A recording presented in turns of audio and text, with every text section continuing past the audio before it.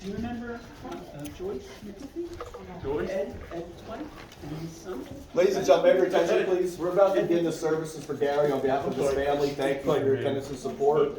Please turn your cell phones either off or to silent mode, please.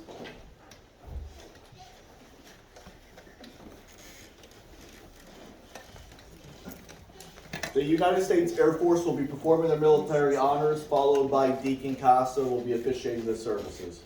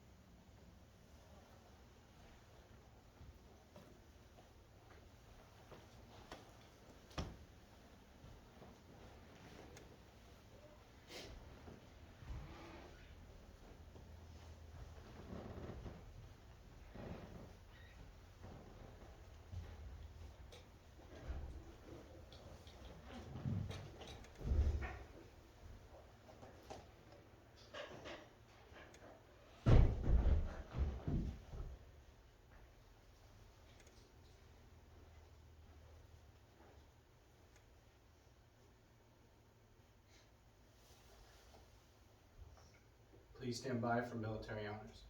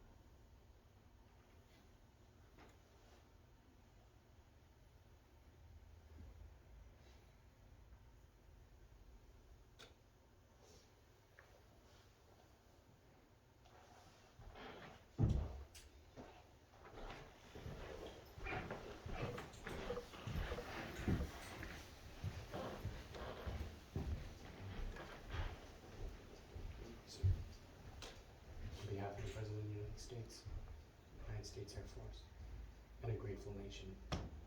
Please accept this flag as a symbol of our appreciation for your loved one's honorable and faithful service.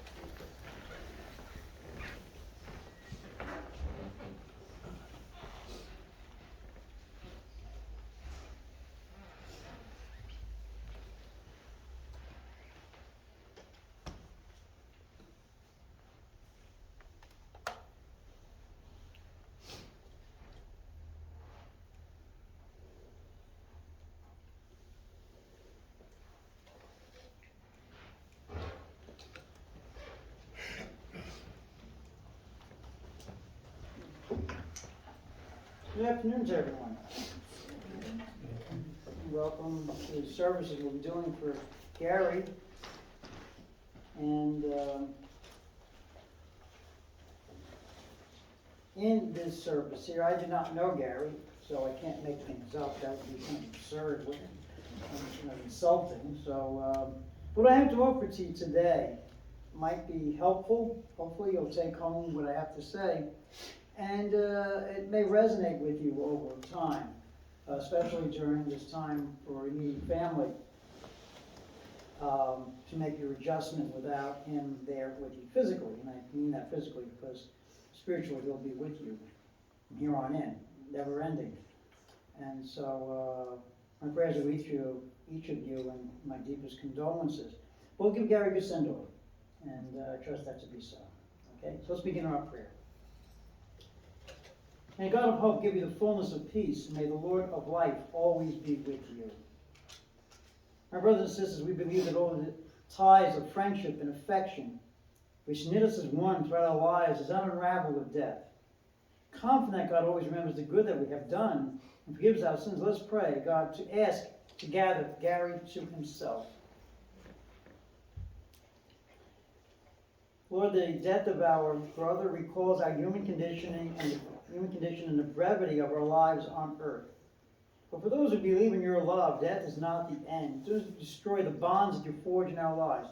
Let that sink in for a second. It does not destroy the bonds that have been forged in your lives, you and Gary.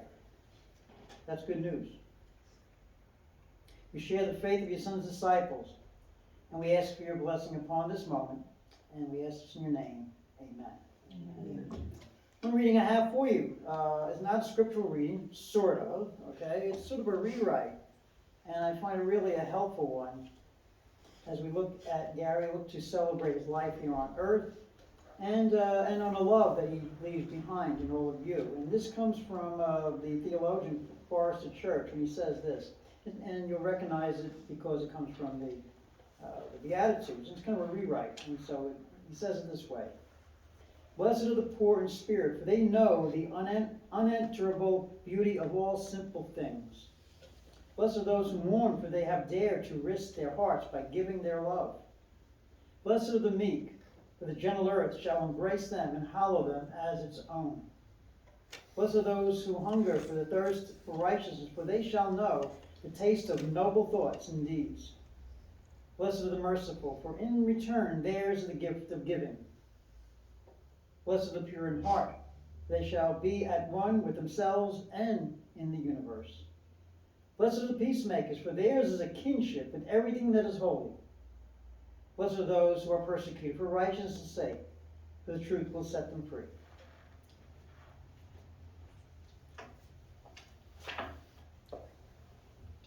I do not know where all of you are on your own spiritual journeys. Every one of us is on one, that's for sure. Now, for some, you might go to church every Sunday. And some may not have been to church since maybe confirmation. Okay. For some, you may pray every day. And for some, maybe God's as far away as Mars. But somewhere along the line, somewhere, no matter who we are, we're on a spiritual journey. That's for sure. St. Paul said, we're made of a body, we're made of a mind, we're made of a spirit. So with our bodies, we try and take care of them, we eat the right foods, and do the right things. With our minds, hopefully we make good decisions based on what we know, based on good information. So those two we kind of handle well as we get along in our adult years. If we survive our young years, right? The third one, the spirit side, the third part. That's the one that's the most challenging. You know why? Because most people assume that that only deals with religion, and that works for some, and it may not work for everybody. But, spirit side, that's the important one. So now I'm going to read for you something that you may find amusing. You may find it even funny. A little short story here. If you find it funny, you can laugh out loud in a funeral home, only this one time. So you got my permission, okay? But wherever you are on your spiritual journey, you're going to find yourself in this story. Because this story kind of hits home for every one of us. And very simply, the scenario is an unborn set of twins and having a conversation in their mother's womb. So let that settle in. An unborn set of twins having a conversation in their mother's womb. So here we go. Tell me, you believe in life after birth? As one of the twins? Yes, definitely. And here we're growing and gaining strength for what we're going to face on the outside. I believe. The other one says, that's nonsense. Come on, there cannot be any life after birth. What would that look like? To which the believing twins, I don't know exactly myself what it's going to look like. Hey, but I'm sure it's going to be much lighter than in here. Hey, perhaps we'll get to run around our legs and we'll eat with our mouths. That's a good idea. I like that. I never heard any nonsense from anybody in my life, even from you. You're the only one in my life so far, but even with your mouth's a crazy idea. That's what you have the umbilical cord for, to feed us. Come on. And you want to run around on those stubby legs? That's not going to happen either. That's what we have the umbilical cord for. It won't stretch that far. It'll feed us, but you're not going to be able to get very far wherever you think you're going. So that's not going to happen either. To which the other one says, no, it's going to work for sure. It's just going to be different than in here. You're crazy. No one's ever come back after birth to tell us about it. Mm-hmm. Therefore, there is no place to go to. That's it. Simple. The believing twin said, no, I must admit, no one knows what it's going to look like after birth. But hey, I know one thing's for sure. We're going to see Mother, and Mother will take care of us. Oh, stop. You still believe in that thing called Mother? That there's a mother out there? Come on. Where is this mother that you believe in? I've never seen her. The believing twin says, well, here, all around us. We're alive in her and through her, and without her, we could not exist. To which the non-believing twin says, rubbish, nonsense, silliness. I've never noticed anything about Mother. If there is no mother to believe in, there is no place to go to after we're out of here. Life ends at birth. There is no place that ends here beyond us. You might as well get used to it. I'm sorry to have to break you this news. You need to grow up. To which the believing twin says, no, it's true. Sometimes when we're really quiet in here, you could hear her sing. And you could feel her lovingly caress us in this world as she prepares to take us into the next. End of story. Now, my friends, you do that. Do with it as you will. There's your Zen moment for the day. My collar kind of gives it away that I do trust that there is an eternity that follows us, that this is just not it. And I trust that Gary is already entered into that eternity, and we trust him to be so. Because one thing's for certain, we never promised to live here forever. We're all here in borrowed time. Let's face it, all of us are terminal. It's just that some of us may know it. We get to spend so many years here, hopefully so. And then we get to go home again, to the eternity that we believe to be such. I've had the opportunity to do 2 funerals from one extreme to the other. I did one for a man who was 103 years old, right in this room. I also did one for a child, 3 hours old. that died after 3 hours. And they wanted a funeral here with a little casket here. What do we say to parents who are so distraught? That was a sobering day. But between 3 months and 103, a certain amount of time we get to come here, we get to live our lives the best we can, we get to love other people, we get other people to love us if we're fortunate enough, and we make a difference in the lives and in the world where we live. And Gary did that with his service in the Air Force, as we had this service for him just now. With his love for science, that says something. That there's something beyond himself to believe in. And that the mysteries of, what was it, astronomy, I think it said? Incredible. That there are worlds, there are lights out there that just are beyond our own imagination. His love for all of you. And also, he liked bowling and his car collection, his stereo collection, and his love for animals. And it speaks a lot about what he was like and what he was about. I trust that in all of that, because you could not be someone who loves animals, not be a giving person. It's an impossibility. And so I trust that to be so. So he gets to live his life here on earth. But also, he gets to leave love behind. And in that, you are here for that reason.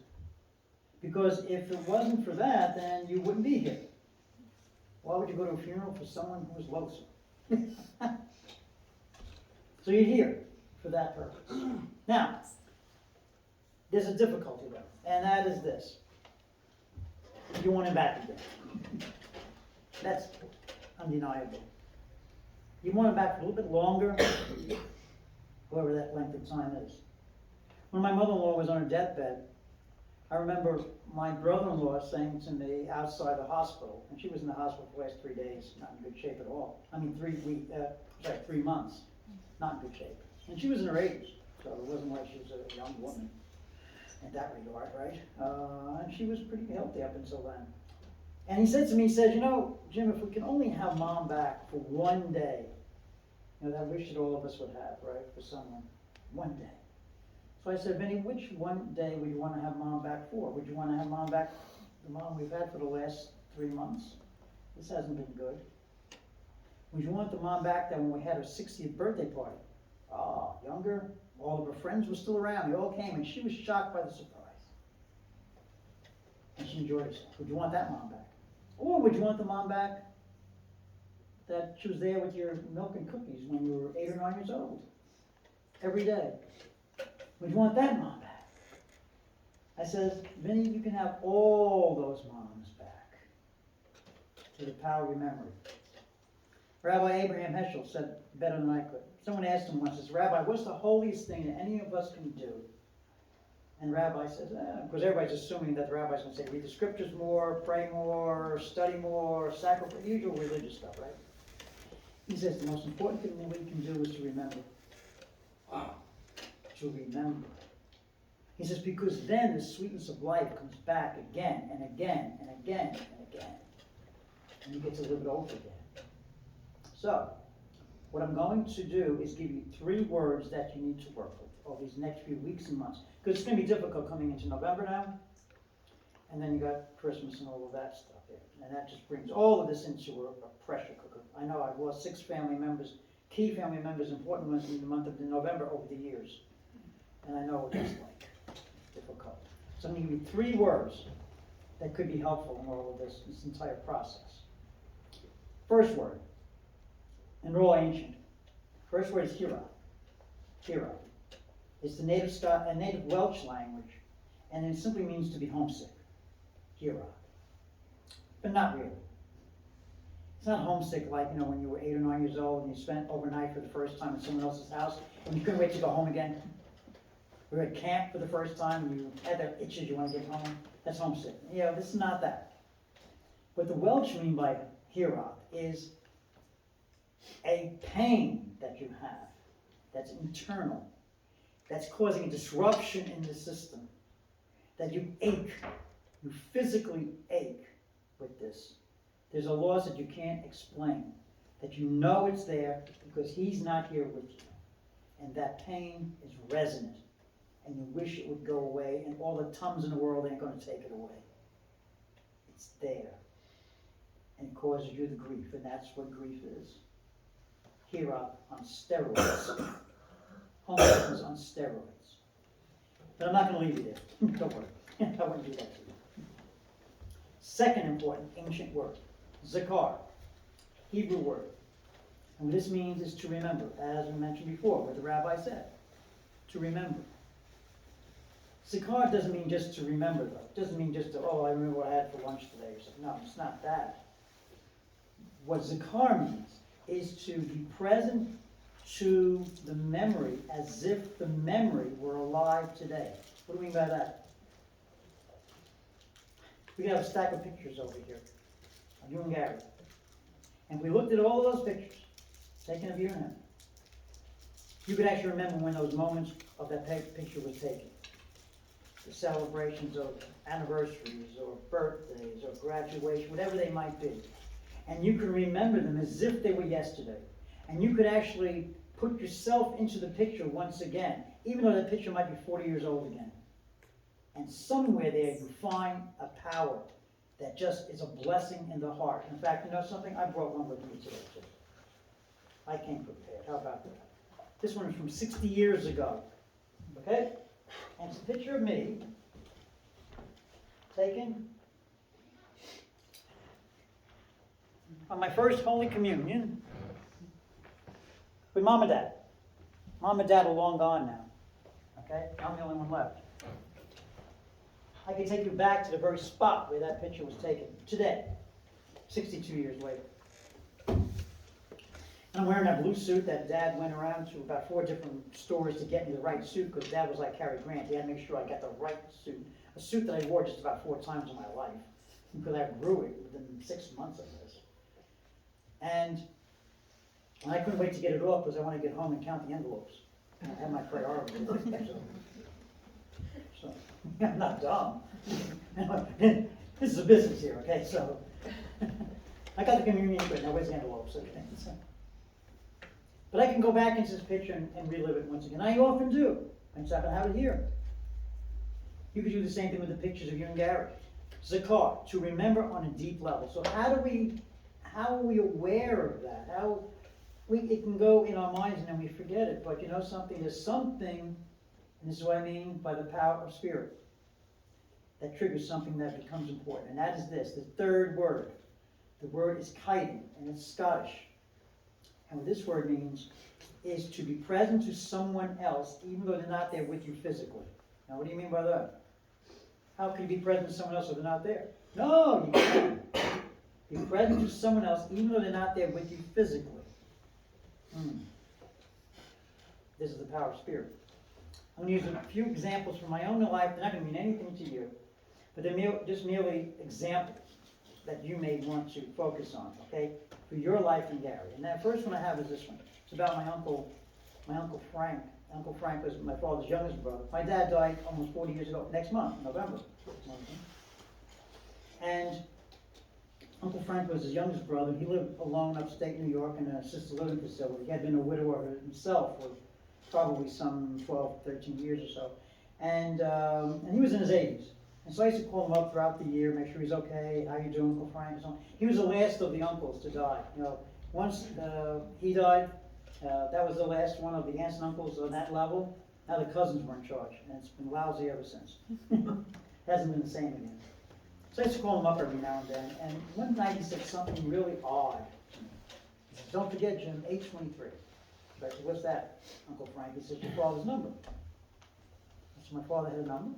He said, "Yeah, he did." I said, "Really? We on sale at Target? What do you mean he had a number? What, it was 823 an address of a house you lived in when you were kids or something?" He said, No, not at all. He said, "You're not getting it, right?" I said, "No, I'm not. I'm thinking I'm keeping this elderly man from going to sleep. That's what I'm thinking." He says, "This is what it's all about." He says, "At my age, I wake up early, and I can't get back to sleep again. When I get up early, I go sit on that chair, and I wait for that number on the clock, that digital clock radio, to 8 2, 3. And when that happens, your dad comes for a visit. He says, I'm not talking ghost stuff now. He says, nah. He says, when that number comes up, I know he's here with me. I'm there with him. And the two of us to get together. And for those 5 minutes or 6 minutes that we're together, that's all I need at that moment. And that makes it, and it's been going like that for years since your dad died. It's always been there. And I think about what it was like, the kids growing up by the lake and going up to the cabin and all of that. He says it all comes back again every day. And it's a blissful 5 minutes that I have. He says, guess what? I'm still awake at 8:23 at night. Guess who comes back for another 5 more minutes? Your dad again. I said, oh, that's interesting, Uncle Frank. Now, I don't think my Uncle Frank ever took a theology course in his life. Doubt it. God bless him for that. But you know something when it comes to tithing? Being present to someone else, even though they're not there with you physically, it's not just a thought for him, it was a thought for him. He experienced it. And when it comes to matters of spirit, experiencing something is a whole lot better than knowing it. Deep down, he knew that was so. And deep down, every day, he felt that experience. Tithing. Second example, my other uncle, Uncle Al, North Jersey. He was in charge of quality control for American Standard. And he was my godfather. He passed away when I was only 20. And whenever I was getting, harassed by my father for whatever reason I drove him crazy about when I was a teenager, I could always talk to Uncle Al because he had that quiet, receptive, non-judgmental voice, a good ear, and he would say something that would be helpful. He was just that kind of guy. And I always remember him that he was diligent in work. He could do it and do it well. I can remember that he was a type that he could put up a garage in an hour and a half and not break a sweat. And not make himself a nuisance to others, say, why'd you do it this way and do it that? No.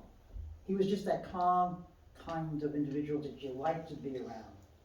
He passed away, I missed it. The matter of his death was the important thing, though. He was as I say, he was in charge of quality control. That night, on the job, everybody clocked out. And coming up in November, another one, back in 72, everybody clocks out and leaves stuff behind, cartons and boxes and equipment. And Uncle Al saw this, and this is not the way you should have done it, people. They're all gone. So he decides to move this stuff around himself. He had a very, very bad heart condition. At 62, he had a massive heart attack right there on the job. No one around. The cleaning people came in, saw him on the floor, and it was too late to die. And that hit hard when we got the phone call for that one. Diligent, good guy. Always diligent about his work especially.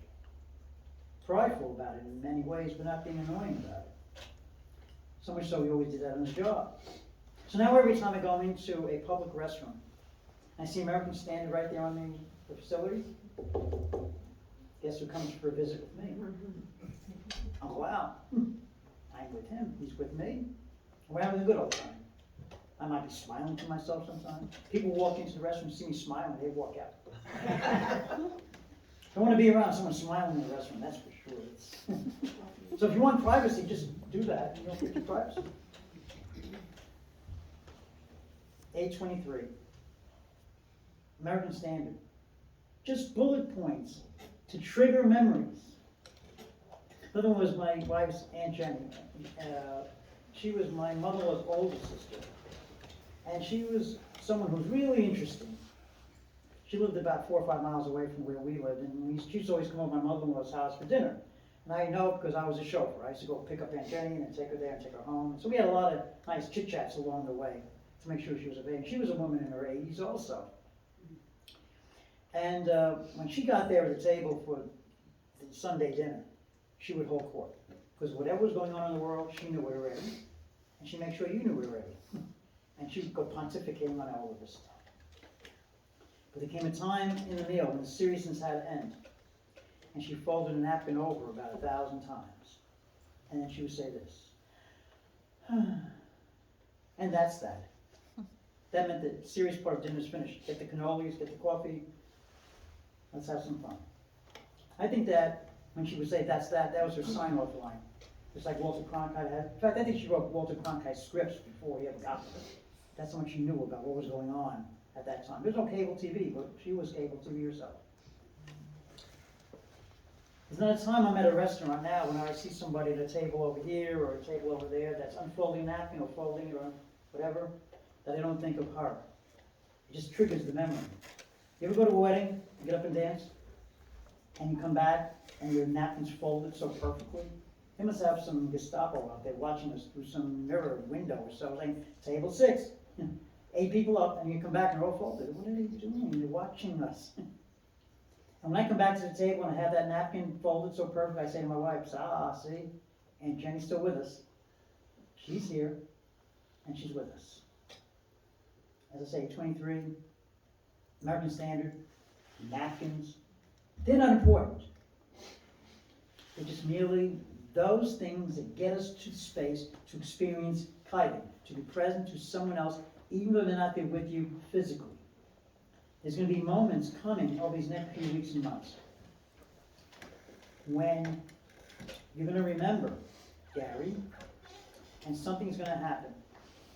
You might be driving in your car and you might hear a song on the radio that he liked. And when that happens, you know what you do? Pull the car over, listen to the song with him. Let him be there with you. Let the song play itself out. You get to where you have to go, they'll wait. But don't pass up the opportunity to spend some time with Gary. Allow that to happen. You might be going through that Comcast thing on your cable, looking at the guides and seeing what TV show to watch. You know, Springsteen sang a song years ago about 57 channels and nothing on. Now we got 500 channels and nothing on.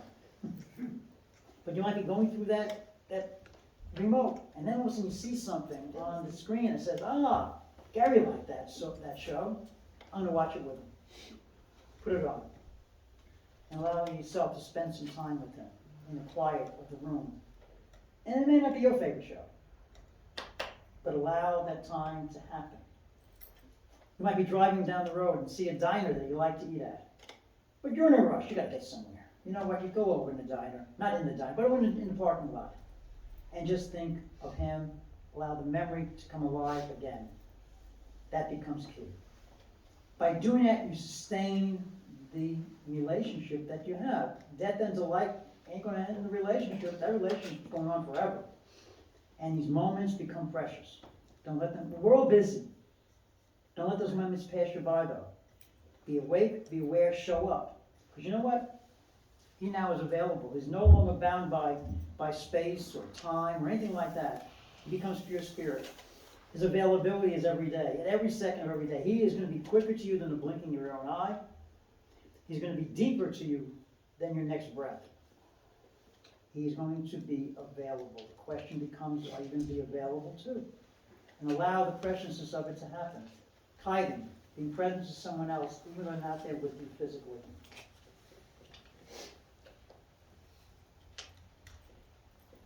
The jazz singer, Billie Holiday, said it very, very well, better than I could.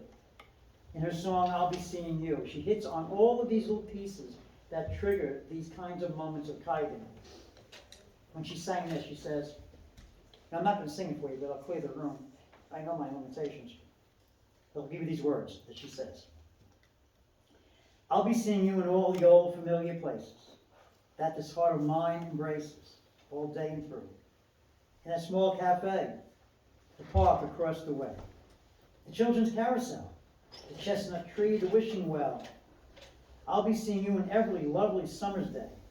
Everything that's light and gay, I'll always think of you that way. And then she ends it with this great refrain in that song. I'll find you in the morning sun. And when the night is new, I'll be looking at the moon, but I'll be seeing you. I'll be seeing you. Gary will be seeing you. Think about that for a moment. Gary will be seeing you. There's a preciousness in that resonates and touches us in the depth of who and what we are. As people, as family, as relationship, this continues. The theologian Frederick Bucher said it so well too. And he says, when you remember me, it means that you'll carry something of whom I am with you. It means that you can summon me back to your mind, even though countless years and miles may stand between us. It means that even after I die, you can still see my face. You can still hear my voice. And you can speak to me in your heart. That becomes the power of relationship again and again and again. Don't let the moments pass by. Allow that to happen. And in that kinding, in that experience of kinding, something dramatic happens. Peace, comfort, healing, especially over these next few weeks and months. Now, how do we get there? I mentioned the idea of using pictures. Take the pictures out of you and Gary. Okay? Put yourself in those pictures. And see yourself there again.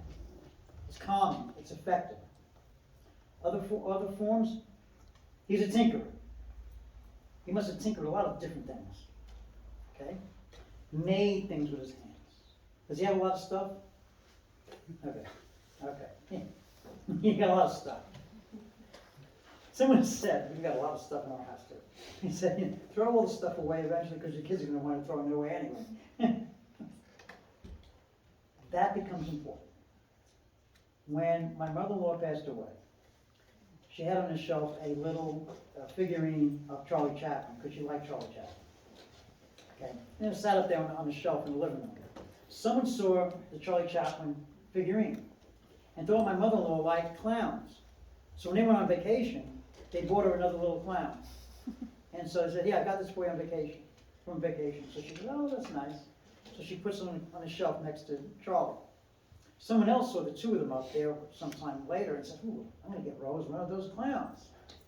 So they were on vacation. They came back from some other country, and there's a clown. And my mother says, oh, that's nice. And she puts it up on the shelf. And they got 3 of them. Within about 15 years or so, she must have had about 15 clowns up there. My mother-in-law never said she liked clowns. She never did. But you don't want to stop or hurt her feelings on that. Saying, well, you buy me clowns, but I don't want them. You know. But she put them all up there. When she passed away, we took the clowns and distributed them to the family members. Here, take a Rose clown. Keep one handy. They're only about that big. So everybody got one. The idea here is that maybe when those moments come, when you feel the loss the most, the hero, that homesickness the most, take whatever it is, whatever clown Gary would have had, whatever he made, whatever was important, whatever item he may have had. Do you have a lot of hats? Trains. There we go. Put We're the actually trains up. doing Whatever that it is. with our family. Have those. Those become like relics. And they become personal. And they become real. It's something you actually can hold in your hand. And they become a point of contact. Just like the little clowns. When my dad passed away, before he did, there was a tavern around the corner from our old home. And he used to go there. And he used to have a men's softball team. Now he was in his 60s. He wasn't playing softball. But he used to go watch the games. And what happened there one time was they had a team jacket they made up for the team members. They made one up for him too. And he had his own name on there.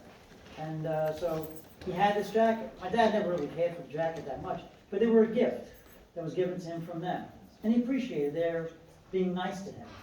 So when he passed away, I guess my mom was hanging up on the closet. You mind if I take that? She says, no, do what you want. I'm going to want giving all this stuff to Goodwill anyway. So I took the jacket. I still have it. Here's 40 years later.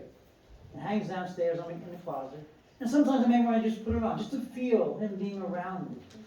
There's something about the tactfulness of having those things that become a blessing for all of us. So find those things that belong to Gary. Allow them to be that which blesses you. And it could have a resonating kind of blessing for you. Okay, John's going to speak? Okay, John? Yeah. Okay, thank you.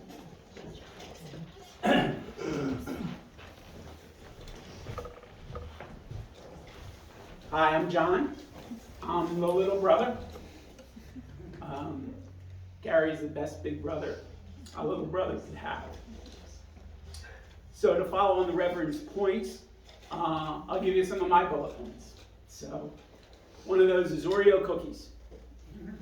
So every night, Mom and Dad, before we went to bed, they'd say, go have your milk and cookies, sit in the kitchen. We'd sit in the kitchen. Gary had a goal. That was to make milk stream out of my nose by making me laugh while we ate our milk and cookies. Actually, I think his real goal was to make an entire Oreo cookie come through my nose. So these were his goals. Many people don't realize this, but when you're a little brother, you learn how to have fun from Big Brother. So we invented a game. Well, Gary invented the game. So Gary always had to babysit me because he's 6 years older than me. And so Mom and Dad would go out someplace. I want to stop for a second and say, Mom would have loved to be here. But as you know, as you can expect, the news probably hit her very hard. So, but back to my story about our game. So we invented this game that we played whenever Mom and Dad were out of the house.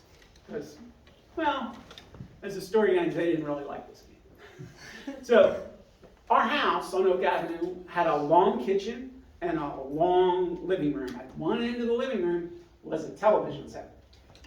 Black and white, this is back in the old days, black and white television set. And so, I think Gary invented this game, but anyway, Gary would lay on the floor in the kitchen. And now he was bigger than me, so he'd stick his legs in the air and he'd say, Johnny, sit on my legs. And I'd sit on the end of his feet, and then he'd just push. And I would go flying from the kitchen into the living room. And Mom and Dad never knew about this game. And so what happened was, every time Mom and Dad would go out, we'd try for a new world record.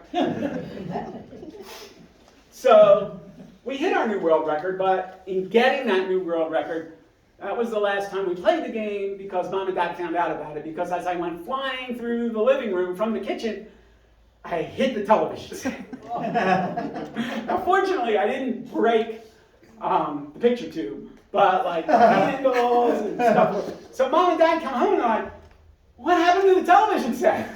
And we had to fess up about the game. And then, for some reason, they didn't want us to play that game anymore. So, but as we all know, Gary had a very kind heart. There was not a stray animal that wandered down Oak Avenue that Gary didn't bring home. And, we took care of it. And sometimes, we'd find a home for it. Sometimes we'd find out that it wasn't actually a stray. It was a neighbor's dog that Gary picked up. But he loved animals. And he'd help anybody. So to expand on the really great obituary that Amy and Carrie wrote, Gary loved cars. And that there were 75 cars that Gary owned in his lifetime. I mean, tinker, boy did he tinker. He loved to tinker with cars. He would buy a car, he'd work on it. Sometimes he'd sell it for more than he bought it for. Sometimes not, but he loved tinkering with the cars. So that was all cool, and Gary went in the Air Force in his early 20s, but just before he left for the Air Force, he received a letter from the state of New Jersey that said, if he bought and sold one more car in that calendar year, he would have to apply for a dealer license. So, like I said, he was, one other story I did want to share with you was actually, my daughter Katie reminded me of this on the way over.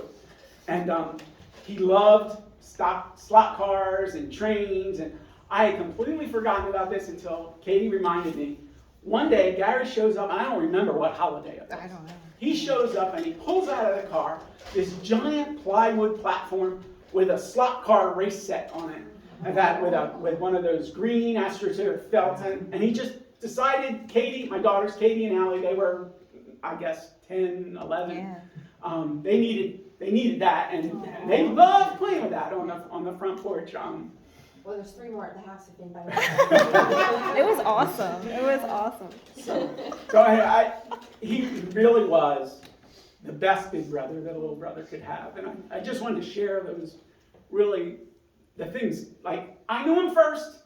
You guys hadn't heard those stories. I wanted you to hear them. So thanks. Thank you. Thank you.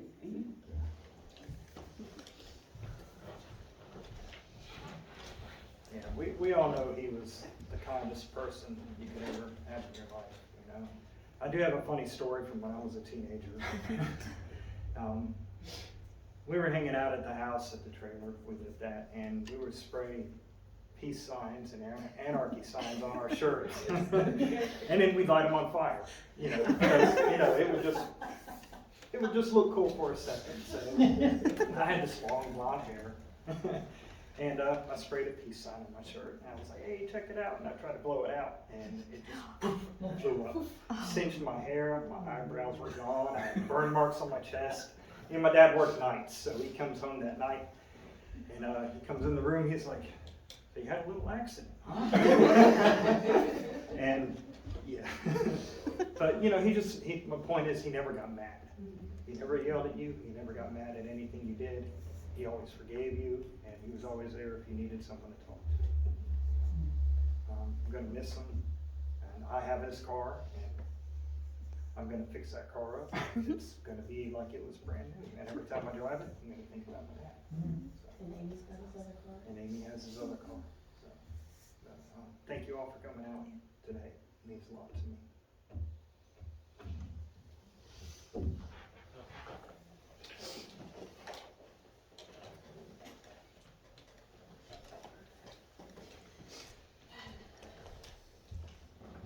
Yeah, there's a lot of stories that we could talk about.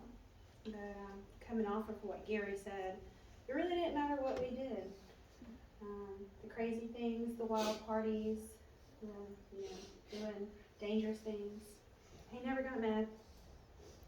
He was always cool, calm, and collect about it. And he would definitely have a talk with us and tell us right and wrong. But he was always there. He was always there, no matter what I was going through. I was always able to call and vent. And he always took that time to give me the courage and the strength that I needed for whatever situation I was in. And, he just, the kindest person. And as I've gotten older, I've realized that I'm a lot like my father. As far as personality, the outlook on life, the love for things beyond this world, stars, planets. But I've heard quite a few stories about my dad, especially since I've been here. He was a little crazy at times, but there are a lot of funny stories too, but I think he would be very happy and pleased with all of us being here. I think he would be extremely grateful for us playing rock music, and keeping things simple for him. And I know he doesn't want us to be sad. I do know that. There was a long time ago before, when he was in the military, he had to have a surgery that we had to drive to Colorado for. And they had to go into his brain and work on a brain tumor. And the night before his surgery, he sat in the hospital and he wrote a letter to me and Gary because he didn't think he was going to make it. And I still have that letter. It's at home, and I laminated it. And he said in that letter that if there was a way for him to be with us in spirit, he was going to damn sure find a way, and he would be there. So I really take heart to those words right now. And I want to thank y'all for coming.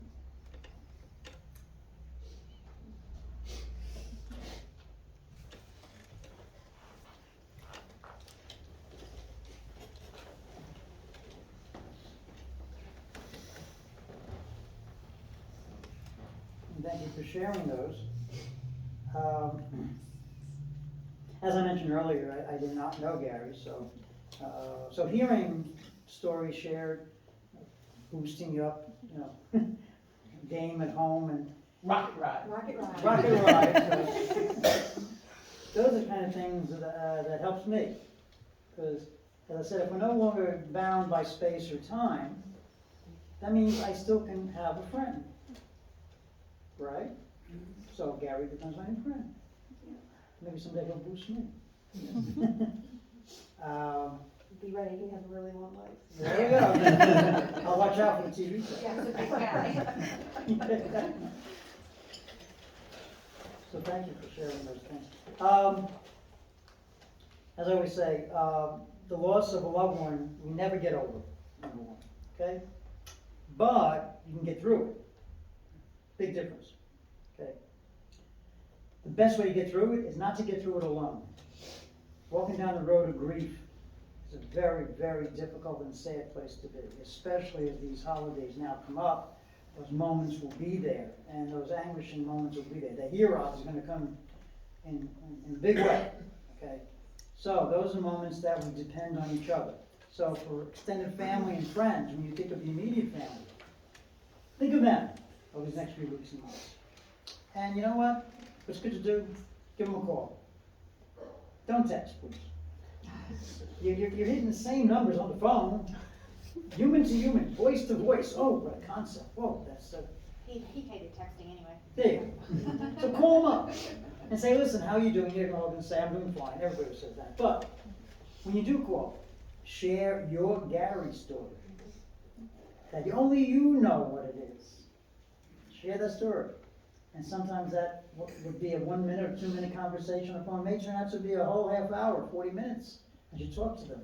And share the Gary stories. That becomes rich. When my dad died, as I say, some 40 years ago, there were he had a lot of crowd at his wake. He knew a lot of people in my family. And there was a group of guys who came, and they were curious. And they came up and they knew my dad, and I was kind of surprised my dad even knew them. And they had stories to tell me on the side. There was, oh, your dad did this, your dad did that, yada, yada, yada, yada. I didn't know that. But it gave me a whole new perspective of who my father interacted with, and who loved him too, in their way, as he loved them. And so that was rich, and so that was comforting. And so in that regard, when we share the stories of people who we know, and especially only you know that certain tale or saga or story, that becomes powerful and very comforting for the family who's dealing with mourning, dealing with the grief. And so I ask you to remember them that you get through the passing of a loved one, the best way to get through is together. And so call each other up.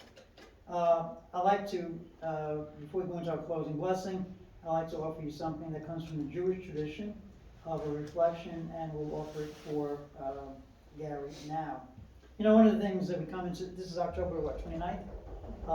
I have a fantasy. I love October. October's my favorite month, because when you go outside, you see all of that color out there. There's something about October which is rich. All right, you see it, and it does something to you.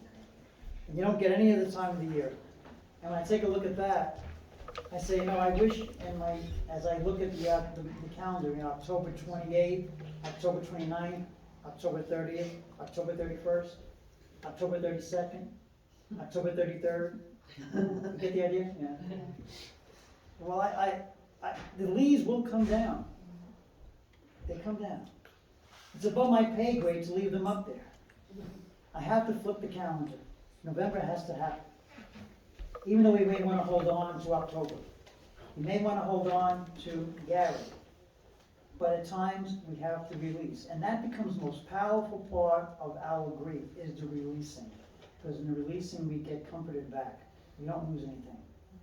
And so in that regard, don't look in a way of holding on, but to release and to trust. To trust your love for him, that he is in good way. And this particular reflection, I think, touches on that. It says this. It's called We Remember Them. In the rising of the sun and its going down, we remember them. In the blowing of the wind and the chill of winter, we remember them. In the warmth of the sun and the peace of summer, we remember them. In the rustling of the leaves and the beauty of autumn, we remember them. In the beginning of the year and when it ends, we remember them. When we are weary in need of strength, we remember them. When we are lost and sick at heart, we remember them. When we have joys that we yearn to share, we remember them. So long as we live, they too shall live. For they are now part of us, and we will continue to remember Gary. It was my honor to spend some time with you in prayer and in reflection. My prayers will be with you.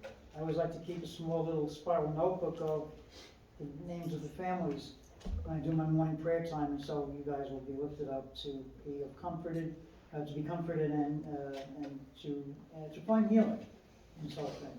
And I trust that to you. Before our blessing, we offer what you actually have on the back of the card.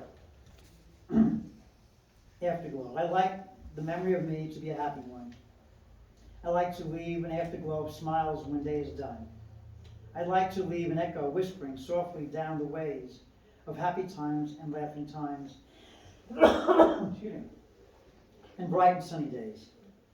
I'd like the tears of those who grieve to dry before the sun, of happy memories that I leave behind when day is done. Rest in peace, Gary. You've been well loved, and they felt your love too. May the Lord bless you and keep you, make his face to shine upon you, and always be gracious to you. And may he always give you his kindness, in the Father, and the Son, and the Holy Spirit. Amen. Amen. I leave you in Damien's hands.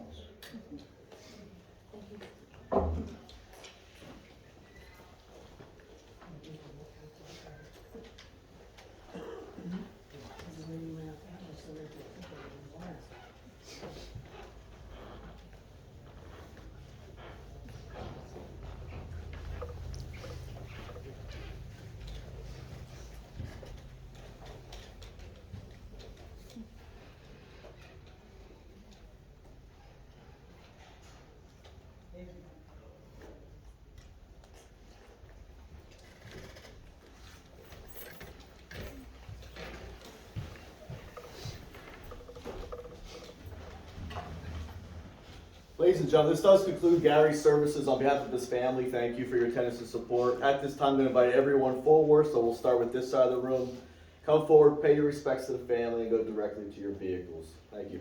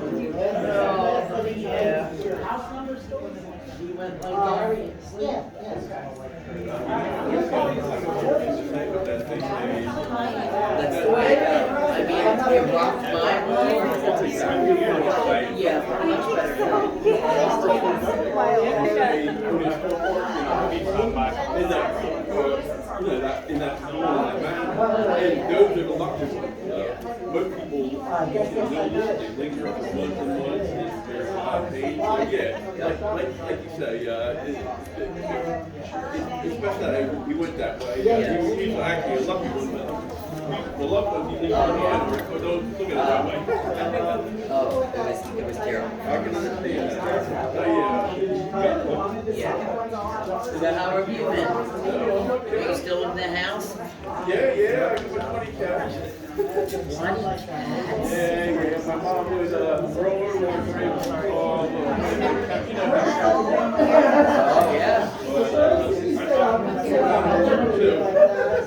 So you can relate to what they were saying about Gary? Absolutely.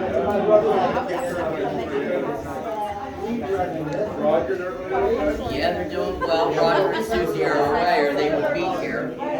Yeah, they're getting close. Susan did retire. Roger's getting ready to. Right. So, yeah, he's getting up there too. Huge house. All the girls are getting engaged and moving out. So I said, what are you doing in this house?